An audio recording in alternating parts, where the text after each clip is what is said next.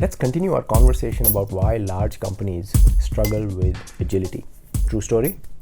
I was hired as an agile coach for a reasonably sized company, maybe a few $1 billion, maybe 20 to 25 teams, and they struggled as is expected. Teams were unable to deliver valuable working software done increments every 2 weeks. And I had both one-on-one coaching sessions, team coaching sessions, and some patterns started emerging. As I would listen to the teams, they would say, managers are just not listening to us. They are not playing the role of servant leaders. When we bring up an impediment, they discount it. So let's say we ask for environments and the response is, yeah, that's bullshit. You don't need environments. Could you give us some training on automation testing? Yeah, that's bullshit. You don't need automation testing. Could we have cross-functional team members? Because there seems to be only one person who has all the knowledge and they're controlling the conversation. Yeah, that's not going to happen overnight, right? So when impediments are raised or requests for help are made, one typical management response is, yeah, that's bullshit. You don't know what you're talking about. That's not an impediment. Maybe that's an issue. It's not an impediment. Or sometimes people actually get penalized for speaking the truth. So there could be consequences. Your bonus could be affected. Your performance appraisal, your promotion could be affected. So now what's happening is these team members are coming to me because my coaching sessions are a safe space. So I go and tell the managers, directors, VPs, CIO, and here's what they say to me. Ravi, Agile is about transparency. Give me the names of the people who are talking to you. Who was it? Who said what? And when did they say it? And then we'll deal with it. My response was, I can't do that because the moment people find out that the confidentiality of the coaching conversation is broken, I'm no good as a coach. I can't help you. So they say, well, you've just violated your own principle. You just taught us about transparency and not being transparent.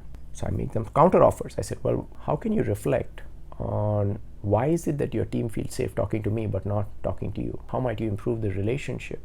Could you use the sprint review as an opportunity to see what's going on? Could you have skip level interviews? What other techniques might you use to build the trust with your team so your team comes and says to you what they're saying to me about you? And is it possible that they are saying the same thing to you but you are discounting them or ignoring them, right? But that was not an acceptable answer. So they wanted me to be transparent with them about who said what to me in a confidential coaching conversation. But this was selective transparency.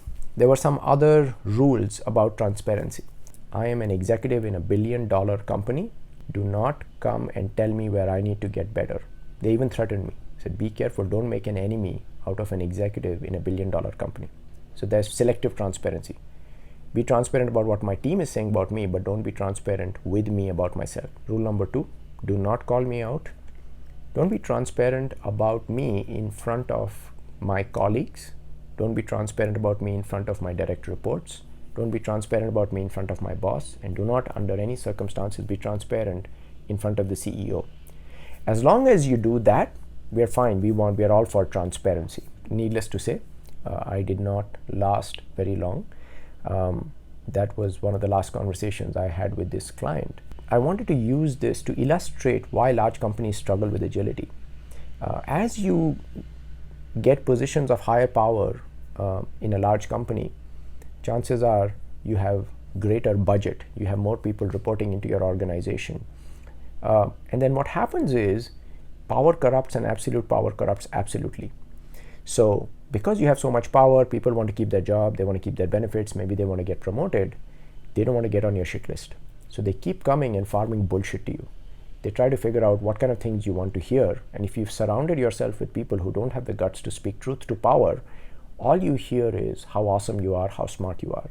So your self-awareness becomes inversely proportional to the budget that you control. It becomes inversely proportional to the number of people who are reporting into your organization. Pretty soon you start thinking that you walk on water and everybody else is an idiot.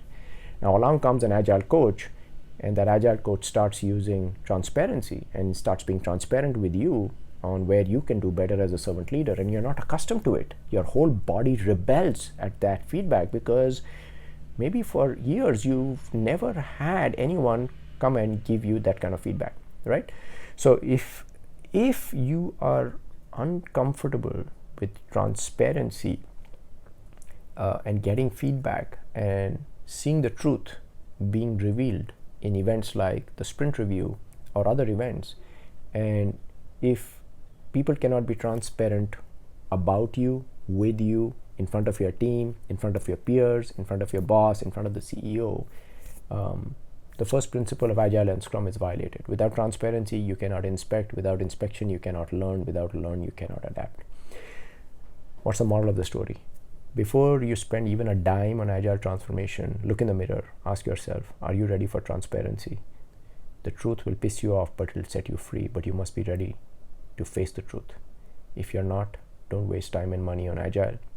Think about some other buzzwords: digital transformation, Internet of Things, blockchain, cryptocurrency, artificial intelligence, virtual reality. I'm sure you'll find buzzwords a dime a dozen. DevOps, biz DevOps, biz dev, SecOps. Don't waste time and money trying to walk the path of agility. Hope you found this useful. Thank you. Keep calm and scrum on.